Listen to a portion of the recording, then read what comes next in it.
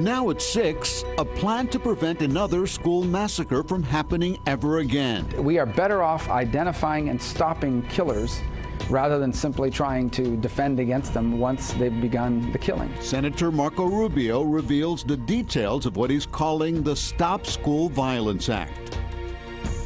Rubio thinks his proposal, which again he's calling the Stop School Violence Act, will have enough support to make it to President Trump's desk. He talked about it in great detail today with CBS 4's Jim DeFede, and Jim joins us now. Jim? Elliot, as pressure continues to mount for elected officials to act in the wake of the Parkland shooting, Marco Rubio this week announced his own plans to prevent another massacre. But they are already being criticized for not going far enough. My argument is, let's do the things we agree on first. Let's get those things out of the way and don't hold those hostage to all these other issues, because these things are meaningful. Why wouldn't we pass them? In the face of withering criticism over his voting record and ties to the NRA, Marco Rubio is proposing legislation that steers clear of the more controversial issues in this debate. In a series of bills, Rubio is proposing increasing spending on school security and improved background checks.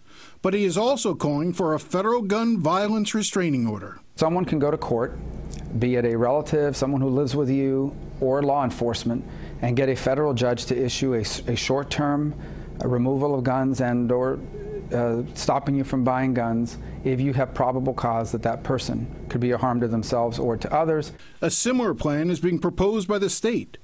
Rubio said the shooter, Nicholas Cruz, should have been dealt with long before the shooting. This is someone who fell through not one crack, but multiple cracks. To fix that problem, Rubio is also proposing school districts create ways of identifying dangerous kids before they can act. You have a task force of law enforcement, schools, and others who are constantly coordinating and monitoring, the students and former students who could potentially do what we saw happen in Parkland and get ahead of it. We are better off identifying and stopping killers rather than simply trying to defend against them once they've begun the killing. Rubio's plan does not include banning assault weapons, nor does it include raising the age to purchase those weapons from 18 to 21. Rubio had said he was willing to raise the age. So you would support that? I would, but the problem is we don't have the votes. We're not even close to the votes for that. I mean, I went to D.C. this week. I talked to my colleagues from multiple different states. They're not supportive of it. That doesn't mean that isn't something we're going to continue to work on, and that if a bill emerges on it that's limited to that we wouldn't support it. But that's not one of the things we could get done quickly. There'll be a long debate about that. At the CNN town hall, he said he would consider banning high-capacity ammunition clips, but that is not included in any of his bills. I need to learn more about it. What is the right number? Like, what is it, 10? Is it 15? Is it 30? And then what is the right restriction? Do you ban them? Do you require background checks? I mean, so it's a new issue for us, so it's one I need to learn more about before I can take a position that and say this is the answer to it.